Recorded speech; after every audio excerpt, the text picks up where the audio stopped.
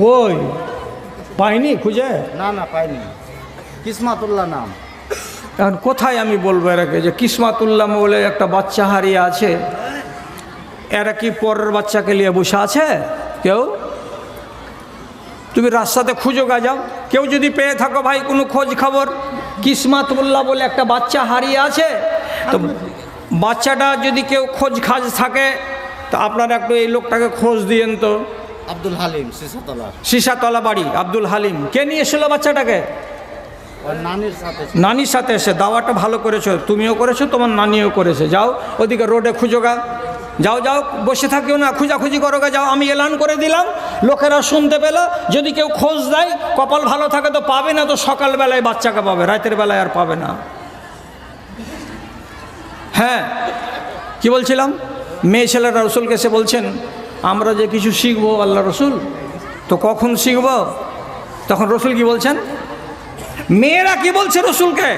এই যে আল্লাহ নাম এদান, এ আল্লাহ রসুল আমরা মশলা শিখব, মাসিকের নিয়ম কেমন, পাক হওয়ার নিয়ম কেমন, ইস্তিনজার নিয়ম কেমন, জুনবি কেমন হয়, জুনবি হওয়ার পরে পাক কেমন করে হতে হয়, বাচ্চা প্রসব করার পরে মেয়ে ছেলে কতদিন না পাক থাকে আর কতদিন পরে পাক হয়, পাক হতে গেলে কি করতে হয়, এই মশলাগুলো তো আমাদের জানতে হবে, আপনি আমাদেরকে কবে শিখাবেন?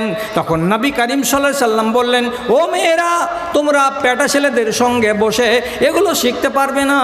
আমি তোমাদেরকে একটা দিন ধার্য করে দিচ্ছি, মঙ্গলবারের দিন কিংবা বুধবারের দিন কিংবা বৃহস্পতিবারের দিন তোমরা আব্দুল জাব্বারের বাড়িতে জমা হও, আব্দুল সামাদের বাড়িতে বড় আছে, ওর বাড়ির বারান্দায় তোমরা জমা হও, আমি ওখানে হাজির হব। আর হওয়ার পরে তোমাদেরকে সব বিষয়ে তালিম দেব, কেমন করে পাক হতে হয়, কেমন না পাকি হয়, আর কি করে ইস্তিনজা করতে হয়, কি করে তাহারাত থেকে, কি করে জুনবি থেকে পাক হতে হয়, সব তালিম তোমাদেরকে দেওয়া যাবে। তোমাদেরকে শিক্ষা থেকে দূরে রাখা যাবে না। ইসলাম হলো এর নাম যে আপনাদের কাউকে মূর্খ বানিয়ে ইসলাম রাখতে চাই না। সবাই শিখো, সবাই শিখো, শিখো জানো। আর হযরত তোমার ওসিয়ত করেছিলেন, কি ওসিয়ত? ওসিয়ত করেছিলেন কাকে? গভর্নরেরাকে। এই বলে চিঠিও লিখেছিলেন। কি লিখেছিলেন? আল্লিমু নিসাকুম সূরাতান নূরে ওয়া ফি রিওয়ায়াতিন আল্লিমু নিসাকুম সূরাতান নিসা। হযরত ওমর নিজের আমেলগুলোকে, চাকরগুলোকে বলেছিলেন, এই দেশের লোকেরা, তোমরা এদেশে যতগুলো বেটা ছেলে আছো, খবরদার কান খুলে শুনো, তোমাদের মেয়েগুলোকে, তোমাদের বেটিগুলোকে, তোমাদের বাড়ির নারীগুলোকে খবরদার খবরদার খবরদার সূরা নূরটাকে পড়িয়ে দাও, সূরা নূরটাকে পড়িয়ে দাও, সূরা নূরটাকে শিখিয়ে দাও। কেন সূরা নূর শিখিয়ে দাও? সূরা নূরের ভিতরে লেখা আছে পর্দার বিধান কেমন হয়, সূরা নূরের ভেতরে লেখা আছে ব্যভিচার করতে গেলে কি সাজা পেতে হয়, সূরা নূরের ভেতরে লেখা আছে কোনো নারীকে যদি অপবাদ দাও বা কোনো নরকে যদি অপবাদ দাও তাহলে অপবাদ দিতে গেলে কি সাজা পাওয়া যায়, কোনো নারী যদি বেহায়া হয়ে যায় তাহলে বেহায়া নারীর শাস্তি কী হতে হয়, কোনো নারী যদি জিনাত করে, কোনো নারী যদি পোশাক আশাক ব্যবহার করে, পরিধান করে, তো তাহলে তাকে কেমন করে বাইরে যেতে হয় আর কেমন করে নিজের স্বামীর বাড়িতে থাকতে হয়, এগুলো সব জ্ঞান দেওয়া হয়েছে কিসের ভেতরে? সূরা নূরের ভেতরে। এই জন্য হযরত তোমার ওয়াসিয়াত করে বলতেন, তোমরা মেয়েগুলোকে সূরা নূর পড়াও, সূরা নূর পড়াও, সূরা নূর পড়াও। জি, ইসলাম পিছিয়ে রাখতে চাই না। এবার আমি যদি এইভাবে ওয়াজ চালিয়ে যাই তো তোমরাও তো ওয়াজ শুনিয়ে চলে যাবে। অথচ একটা নওজোয়ান বক্তা আছে আমার পরে, ও আসবে আর আমাকে একটুখানি তোমাদের কাছে হাত বাড়াতে হবে।